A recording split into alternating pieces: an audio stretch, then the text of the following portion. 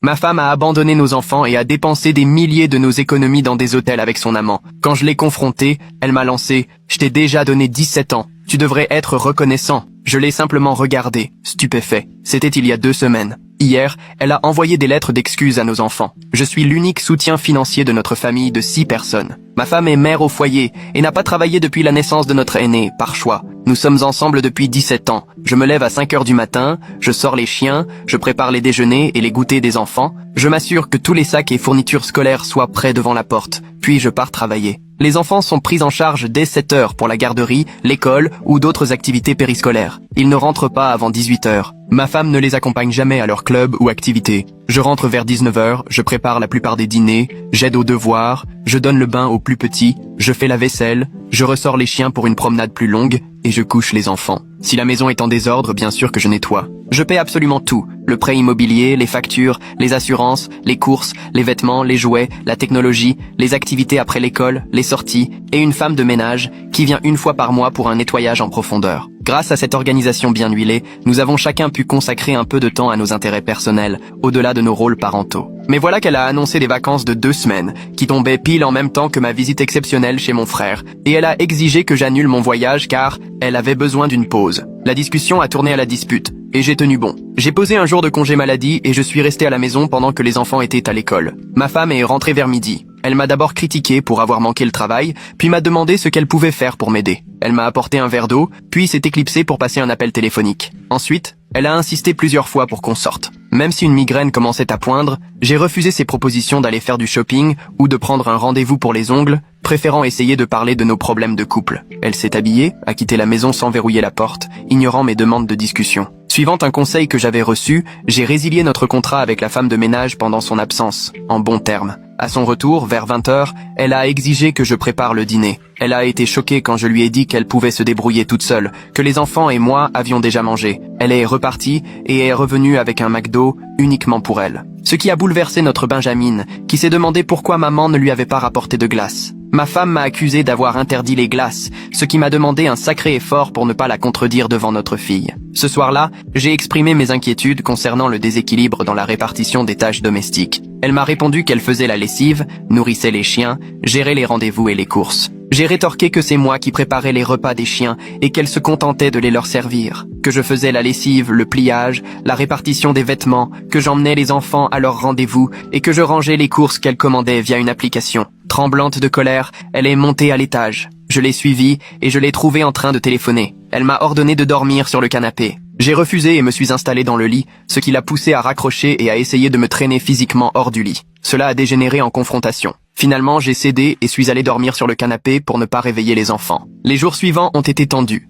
J'ai arrêté de m'occuper de son linge, continuant à gérer le mien et celui des plus jeunes. Les plus grands ont pris le relais pour eux-mêmes. Je cuisinais seulement pour les enfants, en lui disant de se préparer ses propres repas. Mon fils aîné, probablement conscient des tensions, a demandé à promener les chiens avec son ami. Toute la semaine, il a été distant avec sa mère et m'a demandé plusieurs fois si je l'aimais toujours, ce qui m'a profondément touché. Je lui ai assuré que rien ne changerait jamais l'amour que j'ai pour lui, même s'il n'est pas encore prêt à parler de ce qui le perturbe. Jeudi soir, sachant que je devais partir le lendemain pour aller chez mon frère, ma femme a proposé qu'on partage un verre. J'en ai pris un, mais je me suis senti extrêmement somnolent, ne souhaitant qu'aller me reposer. J'ai refusé de continuer, trop épuisé par les événements de la journée. En nous préparant pour aller dormir, la tension entre nous était palpable. Vendredi matin, en me réveillant, elle n'était plus là. Sa valise non plus. Je lui ai envoyé des messages et tenté de l'appeler, mais tout ce que j'ai reçu, c'est un texto disant qu'on en parlerait à son retour. Elle m'a ignoré et est partie en voyage malgré tout, ce qui me met hors de moi. J'ai laissé un peu d'argent sur notre compte commun. Elle a encore la carte, mais j'ai transféré le reste sur un autre compte. J'ai dû appeler mon frère pour lui dire que je ne viendrais pas, et il est arrivé samedi avec mon neveu et mes 2 nièces. La maison est pleine, mais honnêtement, elle n'a pas semblé aussi vivante depuis bien longtemps. Les enfants sont détendus, et les chiens aussi. Je ne sais pas ce qui va se passer avec ma femme, mais moi, j'en ai fini. Samedi matin, dès qu'il m'a vu, mon frère Donald m'a serré dans ses bras avec force. Je n'avais pas réalisé à quel point j'en avais besoin jusqu'à ce que mes épaules se mettent à trembler. Il m'a tapoté dans le dos pendant que ses enfants courèrent dans la maison, leur voix joyeuse remplissant le vide qu'elle avait laissé. Ma plus jeune fille s'est jetée sur les jambes de son oncle. Il l'a soulevée et l'a fait tournoyer pendant qu'elle riait. Les autres enfants sont sortis de leur chambre, attirés par tout ce remue-ménage. Même mon fils aîné, qui était resté enfermé depuis le départ de sa mère, est descendu. Donald a reposé ma fille et a regardé autour de lui. Bon, la troupe, votre papa a besoin d'un coup de main pour remettre cette maison en ordre. Qui veut gagner un peu d'argent pour une pizza? Les enfants ont crié de joie. En quelques minutes, Donald les avait répartis en petites équipes avec ses propres enfants. Ils ont couru dans toute la maison, ramassant les jouets, triant le linge, nettoyant les surfaces. Je suis resté dans la cuisine à observer le joyeux chaos. Cela faisait des mois que la maison n'avait pas résonné ainsi. Mon téléphone a vibré. Encore un message de ma femme. Amuse-toi bien à jouer les babysitters. À dans 2 semaines. Je l'ai supprimé sans répondre et ai rangé le téléphone dans ma poche. Donald m'a rejoint, a attrapé 2 mugs dans le placard. Ils connaissaient encore leur place. Il nous avait aidé à emménager il y a 8 ans. Café? Il n'a pas attendu de réponse et a lancé la machine. Les enfants ont l'air bien. Ils s'adaptent. Je me suis frotté les tempes. La migraine de jeudi n'était toujours pas complètement partie. L'aîné n'arrête pas de me demander si je l'aime, mais il refuse de dire pourquoi. Donald a froncé les sourcils. C'est inquiétant. Il a dit autre chose? Non. Il évite simplement l'endroit où sa mère s'asseyait. Il ne veut même pas utiliser sa tasse préférée. La cafetière a gargouillé. Donald s'est adossé au comptoir, bras croisés. Tu as dit que tu t'étais senti vaseux jeudi soir? Après un seul verre? Oui. Je me suis écroulé. Je me suis réveillé et elle était partie. Son froncement de sourcils s'est accentué. C'est pas normal, ça. Avant que je ne puisse répondre, ma fille est entrée en courant. Papa! On a trouvé les papiers de maman dans la poubelle! On les garde? J'ai senti mon estomac se nouer. Quel papier, ma chérie? Elle a levé une main pleine de feuilles froissées. Je les ai reconnus immédiatement. Des relevés bancaires, des formulaires d'assurance, même nos documents hypothécaires, tous arrachés du classeur dans notre chambre. Donald les prit doucement des mains de ma fille. Bien joué, petite détective. Et si tu allais aider tes cousins au salon? Elle repartit en sautillant. Donald étala les papiers froissés sur le comptoir. Plusieurs étaient tachés de café, d'autres déchirés. Mes mains tremblaient en les triant. Elle a essayé de détruire nos dossiers financiers, dis-je d'une voix vide. Pas essayé. Elle y est parvenue avec certains. Donald me montra la moitié d'un contrat d'assurance. Tu en as des copies? Oui, en version numérique. Je ramassais les documents récupérables. Pourquoi elle ferait ça? La mâchoire de Donald se crispa. Pareil, elle t'a drogué jeudi soir. Elle prépare quelque chose. Le mot « droguer » m'a frappé comme un coup de poing. J'avais envie de nier, de dire que ma femme ne ferait jamais ça. Mais les preuves me fixaient en face. Ces papiers tachés de café, déchirés et jetés. Mon téléphone a sonné. L'école des enfants. Ma poitrine s'est contractée alors que je répondais. Monsieur Johnson? Ici la principale Martinez. Je vous appelle concernant les absences de vos enfants la semaine dernière. Absence? Je serrai le téléphone plus fort. Ils étaient à l'école tous les jours. Nos registres indiquent que votre épouse les a appelés malades mardi et mercredi. Elle a signalé une urgence familiale. Le sol sembla vaciller sous mes pieds. Non, aucune urgence. Ils étaient bien à l'école. Je leur ai préparé leur déjeuner ces matins-là. Silence à l'autre bout du fil. Puis, prudemment, Monsieur Johnson, pouvez-vous venir lundi? Nous devons discuter de cette incohérence. Bien sûr, je serai là. Je raccrochais. Donald m'observait. Apparemment, elle a dit à l'école qu'ils étaient en malade. Je me suis laissé glisser contre le comptoir. Mais ils y sont allés. Le bus les a pris à 7 heures, comme toujours. Alors où a-t-elle dit qu'ils étaient? Demanda Donald, la voix plus dure que d'habitude. Une urgence familiale? J'ai éclaté de rire, un rire amer. Quelle urgence? J'étais au travail. Elle, à la maison. À faire quoi exactement? Mon fils aîné est apparu dans l'embrasure de la porte. Il a regardé Donald et moi, l'air sur la défensive. Papa, tout va bien? Juste un malentendu avec l'école, mon grand. Rien d'inquiétant. Il n'avait pas l'air convaincu. C'est à propos de maman qui nous a déclaré malade? Mon sang s'est glacé. Tu étais au courant? Il s'est agité, mal à l'aise. Elle m'a fait promettre de rien dire. Elle a dit que tu te mettrais en colère pour rien. Donald s'est avancé. Hé, champion, tu me montres ta chambre? J'ai amené ce jeu que tu voulais tester. Mon fils m'a lancé un regard. J'ai hoché la tête. Ils sont montés, me laissant seul avec mes pensées et les documents saccagés. J'ai passé l'heure suivante au téléphone avec notre banque. Plusieurs achats non autorisés étaient apparus sur notre compte commun. Bijoux de luxe, vêtements de créateurs, des frais d'hôtel dont je n'avais jamais entendu parler. Tout cela remontait au mois dernier. Comment avais-je pu passer à côté? Le conseiller de la banque a pris le temps de m'expliquer chaque transaction. Un collier à 800 $, des chaussures à 600, une journée au spa à 400 $. Le montant total m'a donné la nausée. Est-ce que je peux contester ces frais? Comme c'est un compte joint et que c'est votre épouse qui les a effectués, ce sera compliqué. Je peux la retirer du compte? C'est déjà en cours. Pouvez-vous bloquer la carte immédiatement? Une petite victoire. J'ai raccroché. Je suis sorti dans le jardin et j'ai trouvé Donald avec tous les enfants. Ils avaient installé un parcours d'obstacles avec des chaises de jardin et des frites de piscine. Ma plus jeune fille était perchée sur ses épaules, hurlant de rire pendant qu'il imitait un cheval. La scène aurait dû me faire sourire, mais je me sentais vide. C'était ça que nos week-ends auraient dû être. Famille, rire, un joyeux désordre. Pas moi, découvrant une trahison financière pendant que ma femme profitait de vacances financées avec de l'argent qu'on n'avait pas. Mon téléphone a vibré. Un message d'un numéro inconnu. Ta femme est chez moi. Je pensais que tu devais le savoir. Janet. La meilleure amie de ma femme qui vivait de l'autre côté de la ville. Celle qui m'a toujours regardé de travers lors des réunions d'école. J'ai enregistré le numéro et tapé « Merci de me l'avoir dit ». Les 3 petits points sont apparus, puis ont disparu, puis sont revenus. Elle dit que tu es abusif, que tu contrôles tout l'argent et que tu refuses qu'elle travaille. Je suis resté figé devant l'écran. Abusif, j'ai supplié ma femme de trouver un emploi. Pendant des années, elle a refusé, affirmant que les enfants avaient besoin d'elle à la maison. Je ne l'ai jamais forcée. J'ai simplement travaillé plus pour couvrir toutes les dépenses. Ce n'est pas vrai, ai-je tapé. Elle est très convaincante. Elle a des bleus sur les bras. Ma main tremblait. Je n'ai jamais levé la main sur ma femme. Jamais. Le seul contact physique récent, c'était quand elle avait tenté de me tirer hors du lit. Donald est arrivé à mes côtés. Ça va? Je lui ai montré les messages. Son visage s'est assombri. Elle te prépare un sale coup. Quel genre de coup? Garde d'enfant. Divorce. Se faire passer pour la victime. Il a fait une capture d'écran de la conversation sur mon téléphone. Garde tout. Chaque message. Chaque appel. Chaque dépense suspecte. Tu vas en avoir besoin. Les enfants sont passés en courant à côté de mon neveu, poursuivant ma fille avec une frite de piscine. Leur rire semblait lointain, comme venant d'un autre monde. Un monde où les mères n'abandonnent pas leurs enfants, ni ne mentent à propos de leur père. Tonton Donald, lança mon fils aîné. Tu peux m'aider pour un truc? Donald m'a serré l'épaule. Commence un journal. Note tout ce dont tu te souviens de ces derniers mois. Chaque dispute, chaque comportement étrange, chaque moment où tu as senti que quelque chose clochait. Il est parti rejoindre mon fils. Moi, je suis allé chercher un carnet. Ma main s'est crispée en écrivant page après page tous les événements que j'avais ignorés. Cette fois où elle était rentrée à 3 heures du matin en disant qu'elle était chez Janet tout le week-end.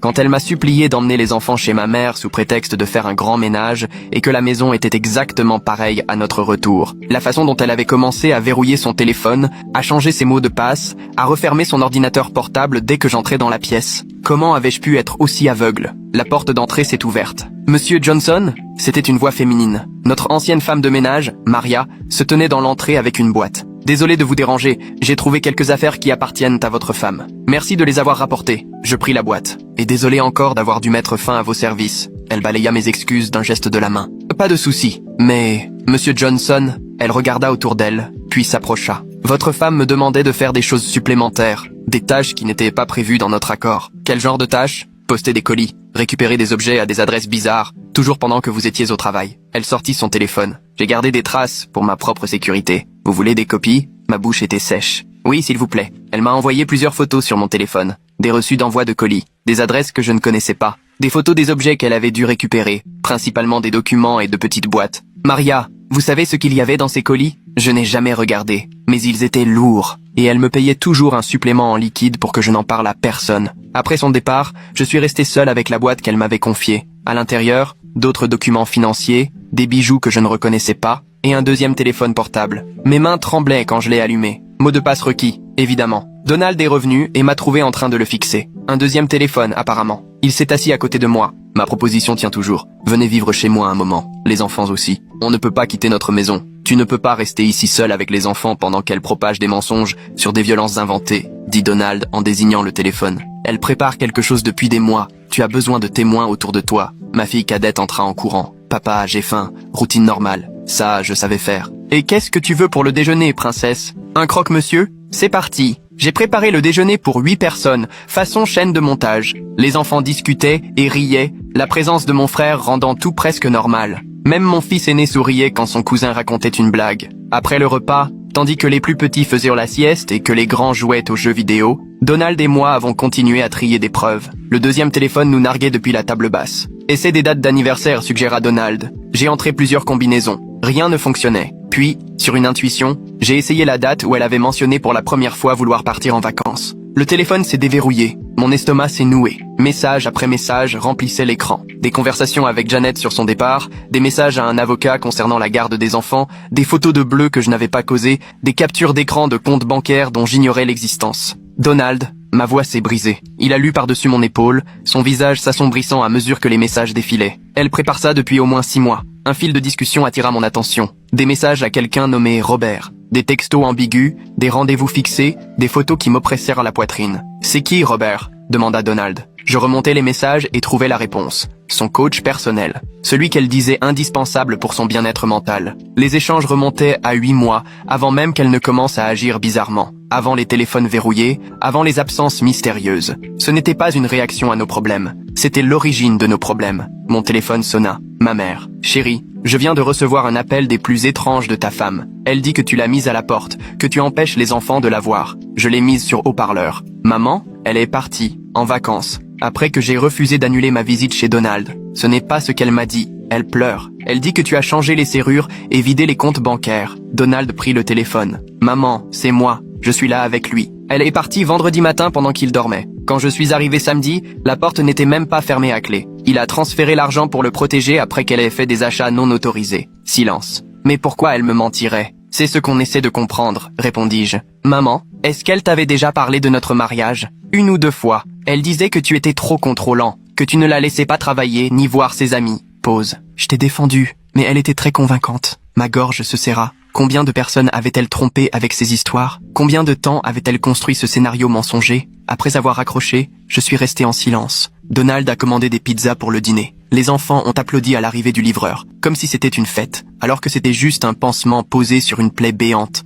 Mon fils aîné s'est assis à côté de moi pendant le repas. Papa, est-ce que toi et maman allaient divorcer? La table est devenue silencieuse. Même les plus jeunes se sont figés, leur bouche est suspendue. Je ne sais pas, mon grand. Peut-être. Tant mieux. Il a repris sa pizza comme s'il n'avait pas brisé mon cœur en une seule phrase. Les enfants de Donald ont comblé le silence en parlant d'école et de jeux. Peu à peu, les miens se sont joints à la conversation, mais je les voyais me jeter des regards en coin tout au long du repas. Après le dîner, pendant que Donald supervisait les bains des plus petits, j'ai appelé mes sociétés de cartes de crédit. 2 cartes avaient été ouvertes à mon nom sans que je le sache. Les 2 étaient déjà au maximum, avec des dettes s'élevant à plusieurs milliers de dollars que je n'avais jamais contractées. Mes mains tremblaient alors que je contestais les frais et demandais une enquête pour fraude. La personne au téléphone était compréhensive mais claire. Prouver que je n'avais pas ouvert ces comptes ne serait pas simple. Une fois les enfants couchés, je me sentais vidé. Donald et moi étions assis sur le porche, une bière à la main, les chiens couchés à nos pieds. « Qu'est-ce que je fais maintenant ?» demandai-je à la nuit. « Tu te protèges, et tu protèges les enfants. Tu documentes tout, et tu appelles un avocat dès que possible. » Il prit une longue gorgée. « Et surtout, tu arrêtes de te reprocher de ne pas avoir vu venir tout ça.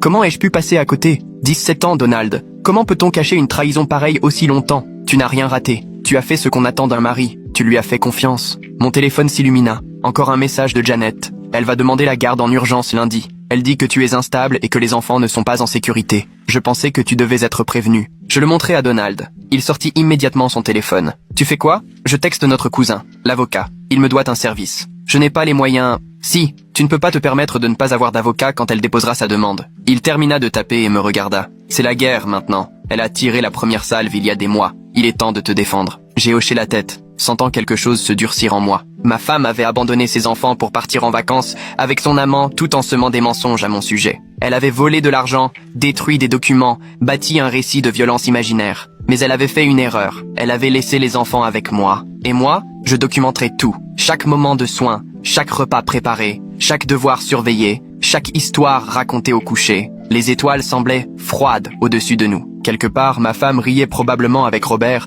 préparant sa prochaine manigance dans ce jeu malsain. J'ai ressorti le carnet et écrit « Jour 2 sans elle ». Les enfants sont heureux. La maison est paisible. Mon frère est là pour me soutenir. Elle ment à tout le monde. Je ne vais plus faire semblant que ce mariage peut être sauvé. Demain, j'affronterai la directrice de l'école. J'appellerai d'autres banques. J'essaierai de démêler cette toile de mensonges. Mais ce soir, j'étais assis avec mon frère sur mon porche, mes enfants en sécurité dans leur lit, et j'ai ressenti quelque chose que je n'avais pas connu depuis des mois. L'espoir. Dimanche matin, arriva avec mon neveu sautant sur mon lit à 6h30. L'énergie des enfants m'a aidé à chasser la boule d'angoisse qui montait dans mon ventre à l'approche du rendez-vous de lundi avec la principale Martinez. Donald avait déjà mis le café à couler quand je suis descendu. Les rires excités des enfants remplissaient des espaces restés trop longtemps silencieux. Mon téléphone affichait 17 appels manqués de ma femme. Aucun message vocal, seulement des notifications s'empilant comme autant d'accusations. Je l'ai mis en silencieux et me suis concentré sur les pancakes que je préparais pour tout le monde. Le simple fait de nourrir ma famille manquerait, me donnait une stabilité dont j'avais cruellement besoin. Vers 9h, ma mère est arrivée à l'improviste. Elle a jeté un coup d'œil au joyeux désordre. Les enfants, Donald en train d'organiser un nouveau jeu dans le jardin, puis m'a tiré à l'écart. Son visage portait l'inquiétude et la confusion que j'avais perçue dans sa voix la veille. Elle m'a interrogé sur les appels de ma femme, les accusations de contrôle et d'abus. Je lui ai montré les relevés bancaires, les achats non autorisés, le deuxième téléphone avec ses messages accablants. Son expression est passée de la perplexité à la colère au fur et à mesure qu'elle comprenait. Mon fils aîné observait depuis l'embrasure de la porte, pendant que j'expliquais tout à ma mère. Quand elle m'a pris dans ses bras en me promettant son soutien, j'ai vu quelque chose changer dans son son regard. Du soulagement peut-être. Ou bien la confirmation que son instinct à propos de sa mère était justifié. La journée s'est écoulée dans un flou de paperasse et de documentation. Donald m'a aidé à créer une chronologie des événements en croisant les relevés bancaires avec les messages sur le second téléphone de ma femme. Le schéma qui s'est dégagé m'a retourné l'estomac. Chaque soi-disant soirée entre filles coïncidait avec des frais d'hôtel. Chaque urgence qui m'obligeait à gérer seul les enfants correspondait à un rendez-vous avec Robert. Ma fille m'a demandé pourquoi maman n'avait pas appelé pour dire bonne nuit. La question est restée suspendue dans l'air jusqu'à ce que la fille de Donald détourne son attention avec un puzzle. Mais j'ai vu la mâchoire de mon fils aîné se contracter à cette question innocente de sa sœur. Le soir venu, après que les enfants furent couchés, je me suis assis avec Donald et ma mère pour examiner davantage de preuves. Ma mère avait apporté ses propres documents, des courriels que ma femme lui avait envoyés au cours de l'année écoulée, chacun me présentant comme de plus en plus autoritaire et instable. La manipulation était d'une subtilité presque diabolique. Jamais de mensonges directs, mais des insinuations soigneusement distillées, des demi-vérités bien choisies. Elle avait parlé de mes longues heures de travail, sans préciser qu'elle finançait ses virées shopping. Elle avait évoqué un sentiment d'enfermement, sans mentionner qu'elle avait refusé systématiquement toute proposition de retourner travailler. Mon téléphone a vibré, un message de mon patron, demandant si j'allais mieux et confirmant que je serais de retour lundi. J'ai alors compris que c'était elle qui avait dû appeler mon travail quand j'avais pris ce jour de maladie. Encore un fil à tirer, un autre mensonge à consigner. Vers 22h, le cousin avocat de Donald a appelé. La conversation fut sobre et sérieuse. Les audiences de garde d'urgence vont très vite. Il fallait que je sois prêt à prouver que j'étais un parent responsable et qu'elle avait abandonné ses enfants.